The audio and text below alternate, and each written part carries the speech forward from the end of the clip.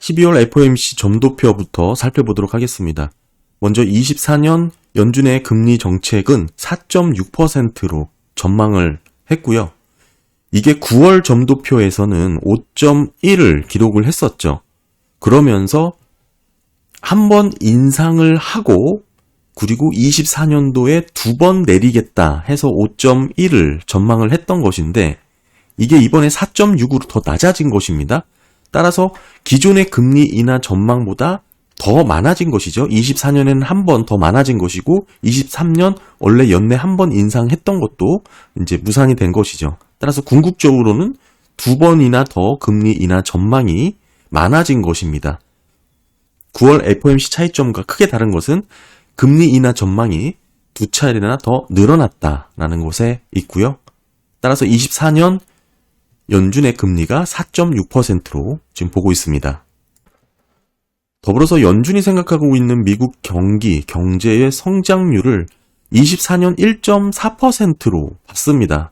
애초보다는 조금 낮게 하향 조정이 됐지만 이는 보시면 23년이 2.1에서 2.6으로 크게 높아졌거든요. 성장률이 매우 높게 잡혔기 때문에 결국 하향 조정된 부분이 나온 것이고요. 지금 24년 연준이 보는 미국의 경제 성장은 1.4%로 보고 있습니다.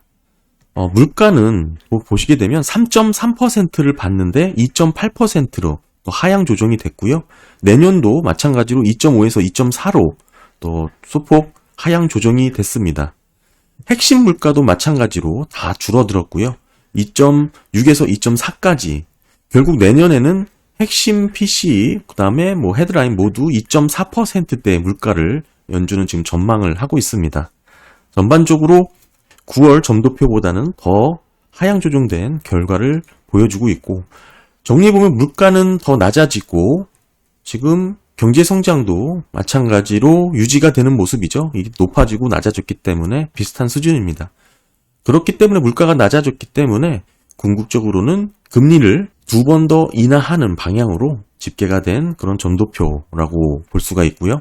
지금 25년까지 조금 확대해서 살펴보면 지금 점도표 상으로 내년에는 3차례 금리를 낮추는 것으로 지금 계획이 전망이 잡힌 거고요. 25년은 4차례 잡힌 거죠. 그래야 3.6이 되니까요. 따라서 총 7차례 금리를 낮추겠다. 25년까지 총 7번 금리를 인하하겠다라는 FOMC 점도표가 집계가 된 것인데 이게 9월달 점도표와 다르지가 않습니다. 9월 점도표에서는 24년은 2번 내리고 25년은 5번 내리겠다 해가지고 3.9를 전망을 했던 것인데 결국 하단 자체 금리 하단 레벨은 낮아졌지만 그 인하의 횟수는 동일하게 집계가 된 것이고요. 그리고 장기 중립금리 여전히 2.5%를 찍어서 변화는 보이고 있진 않습니다. 이번 12월 FOMC 점도표를 정리를 해보면 물가는 조금 낮아지는 거 그리고 내년 GDP 조금 하향 조정이 됐지만 이번에 23년 너무 좀 높게 조정이 되면서 그 여파가 조금 영향을 미친 것으로 볼 수가 있고요. 실업률은 큰 변화가 없었습니다. 그리고 결론적으로 연준의 금리가 원래 연내 한 번 인상했던 부분은 사라지고 24년까지 4.6% 결국에는 앞으로 금리를 2번 더 내리겠다 이 얘기였죠. 그런데 연내 인상이 사라졌으니까 총 3번 인하를 한 것과 마찬가지인 그런 4.6으로 기록이 된 것이고요. 특이점이라고 볼 수 있는 부분은 내년 금리 인하가 3차례 이루어지는 과정 가운데 물가가 목표 물가까지 떨어지지 않았다라는 것에 좀 있습니다. 이 관련 내용은 제가 뒷부분에서 조금 더 파월 인터뷰 내용을 종합한 부분과 함께 좀 설명을 드릴 거고요. 10년물 보시면 불과 몇 달 전인가요? 지금 올해 10월 말만 하더라도 5% 부분에 위치를 했던 시장금리가 지금은 3.9까지 4%를 하회했습니다.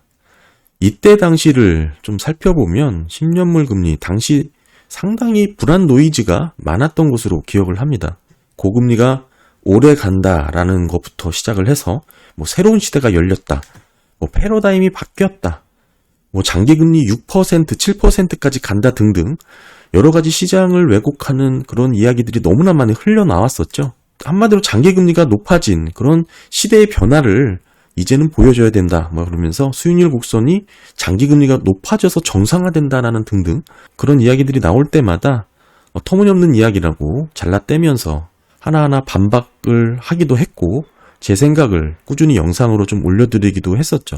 내용은 다 이랬습니다. 물가가 잡히지 않기 때문에 금리를 오랫동안 유지해야 한다라는 것이죠. 뭐 그러면서 시장이 상당히 휘둘렸던 구간이라고 볼 수가 있는데요. 이 부분이 매일 꾸준히 올리면서 나름 반박도 하고 뭐 장기치에 투자하신 분들과 함께 응원도 하면서 어려운 구간을 뭐 버텨냈다라고 좀 말씀을 드릴 수가 있을 것 같고, 사실 저는 어제부로 개인적인 말씀을 드리면 TMF 계좌는 수익 반전이 되었고요. 이렇게 높은 구간에서 TMF 계좌에도 본격적으로 추가 매수를 했기 때문에 그렇죠. 그동안 시장이 패닉에 빠질 때마다 추가 매수를 하면서 대응을 했고, 따라서 그 시기가 생각보다 좀 빨라졌다고 봅니다. 무엇보다도 5%를 넘어가던 시대에 세상 모든 사람들이 앞으로는 금리가 낮아지기 힘들 것이다 라고 그렇게 전망을 하던 시기였습니다. 그때만 하더라도 이때 무렵이죠. 저는 예상하는 경착륙이 없더라도 10년물은 3.5%까지 떨어질 것이다. 걱정 마시고 편안하게 계셔라라고 말씀을 꾸준히 드렸습니다. 5%대에서 3.5%까지 떨어질 거라고 말씀을 드렸는데 그때 당시 이렇게 믿지 않는 분들도 더러 계셨죠.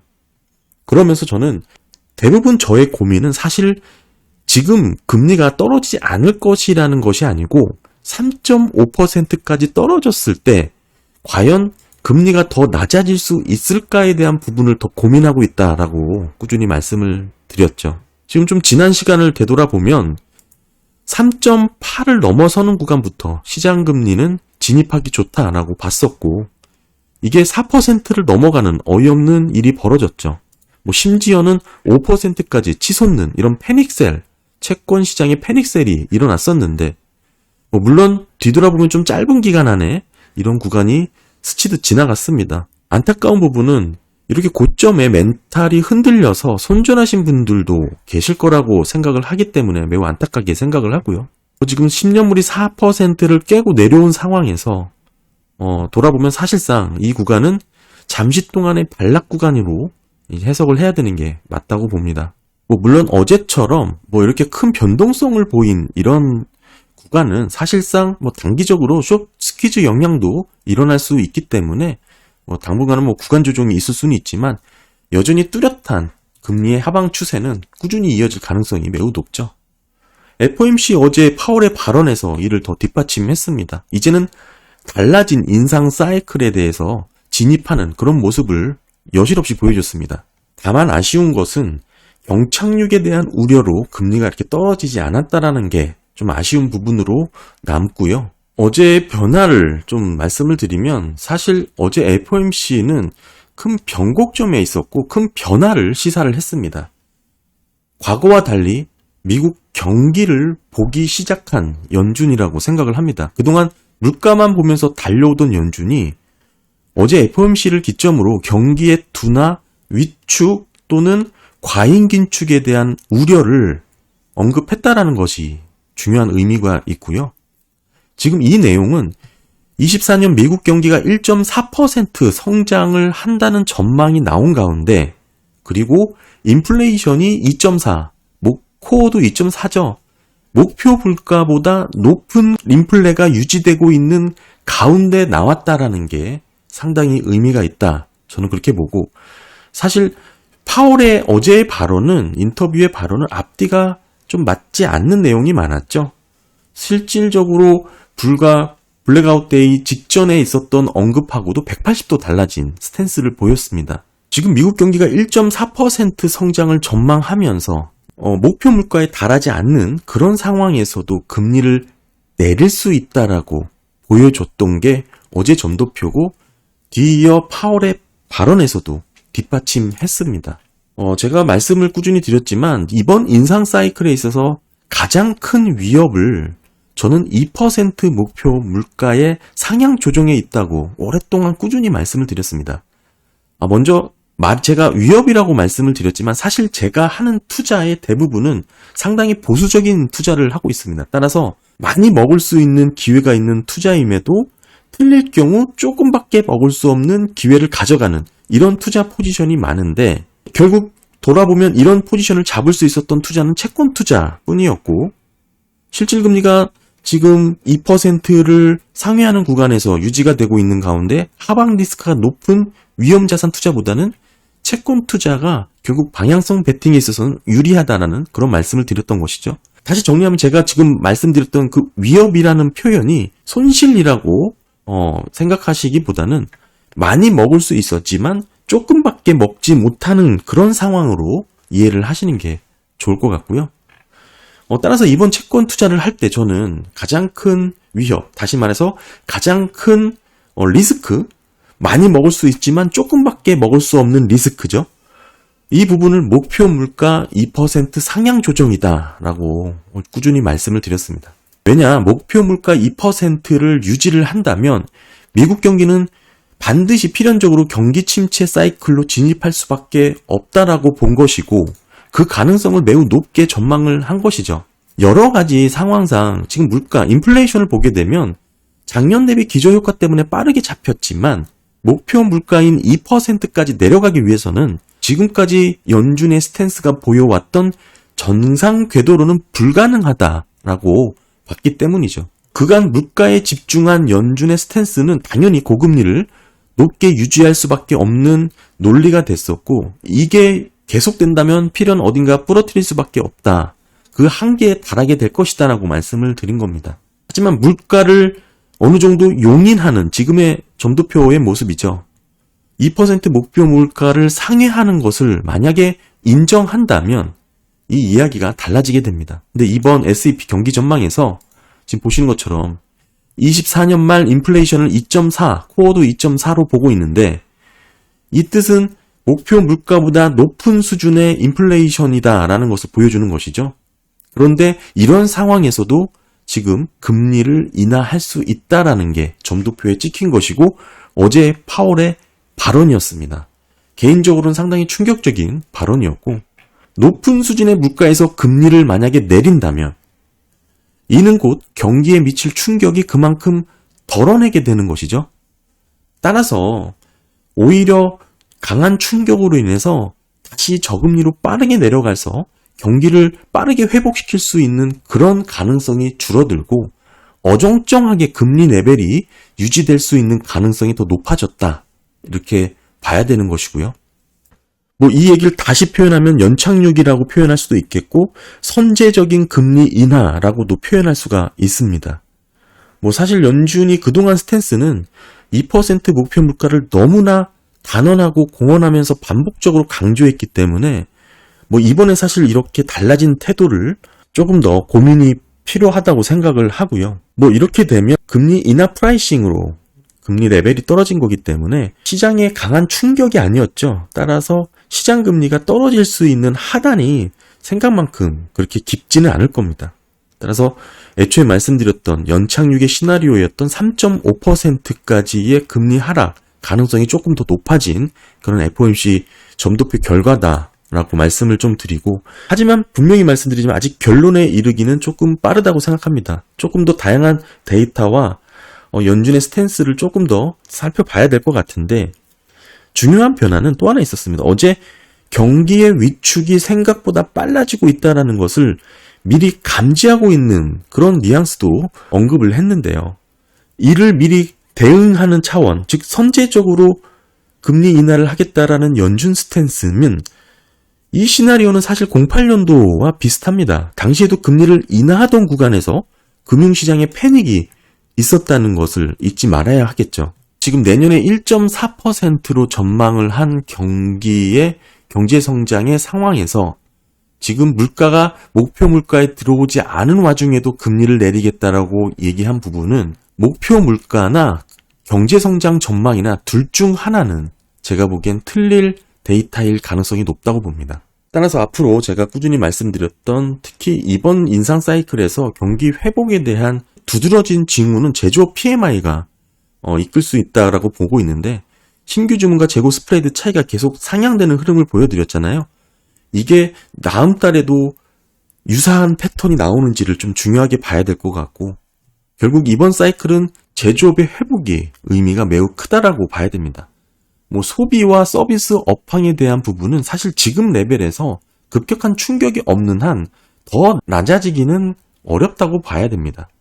결국 제조업이 빠르게 회복하면서 이게 선행지표로서 일어날 수 있는 다양한 전반적인 경기 회복의 가능성을 살펴야 되는데, 내년 더 낮게 전망한 경제 성장을 놓고 봤을 때는, 그리고 물가가 높음에도 금리를 내리겠다고 얘기한 파월의 이야기를 봤을 때는 사실 1.4가 아니라 더 떨어질 수 있는 가능성을 좀 더 높게 봐야 되지 않나, 저는 그렇게 보고 있고요. 아까도 얼핏 말씀드렸지만 결국에는 이 부분이나 물가나 둘 중에 하나는 틀린 데이터일 가능성이 높다. 이게 틀리면 당연히 실업률은 달라지게 되겠죠. 결국에는 경제성장이 틀릴 가능성을 좀 더 높게 보고 있습니다. 물가는 서서히 떨어지는 건 사실상 맞는 얘기인 것 같고요. 따라서 2%까지는 통화정책으로 떨어지기 힘들다라고 본 것이고, 이 이하로 급격하게 떨어지기 위해서는 시장의 충격이라든지 경기 침체가 있어야 된다. 따라서 결국에는 이 GDP가 더 빠르게 떨어지는 이런 모습을 감지해서 어제의 스탠스가 변화한 건 아닌가? 이런 부분도 가능성을 좀 더 열어놔야 된다 생각을 하고요. 사실 어제 있었던 점도표, 달라진 세부 내용들을 쭉 살펴봤지만, 파월의 발언과 이 점도표 상으로는 말씀드린 것처럼 영락없는 영착륙의 모습을 보여주고 있습니다. 다만 그동안 파월이 굳건하게 유지해오던 목표 물가 2%에 대한 부분이 어느 정도 상향된 부분도 인정하고 용인하겠다라는 그런 뉘앙스의 점도표와 발언이 있었다라는 점에서는 사실상 장기 투자에 있어서 제가 그동안 오랫동안 말씀드렸던 그런 위험 요인이 어느 정도 가시화된 부분이라고 볼 수가 있는데, 중요한 것은 이게 선제적인 대응 방향인지 실제 경기 둔화가 생각보다 심하게 일어날 수 있을 가능성에 대한 얘기를 한 것인지, 그건 조금 더 지켜봐야 된다라고 생각을 하는 거고요. 한마디로 지금은 매파성 발언을 이어갈 것이라고 전망했던 시장의 컨센과는 달리 비둘기적으로 파월이 발언을 하고 점도표가 찍혔다라는 건 사실상 그만큼 미국 경기가 취약하다라는 반증이 될 수도 있습니다. 더불어서 물가가 높음에도 금리를 내릴 수 있다라는 어느 정도 시그널을 보여줬다라고도 해석할 여지가 있는 점도표이기 때문에 아직까지 경기 침체에 대한 가능성이 다 사라졌다, 이렇게 보기에는 어렵습니다. 아까 제가 말씀드린, 따라서 제조업이 반등해서 턴어라운드 하는 모습이 지속적으로 이어지는지 부분을 좀 더 구체적으로 살펴봐야 될 것 같고요. 네, 오늘은 어제 FOMC 점도표 그리고 파월의 발언 내용을 살펴봤습니다. 네, 감사합니다.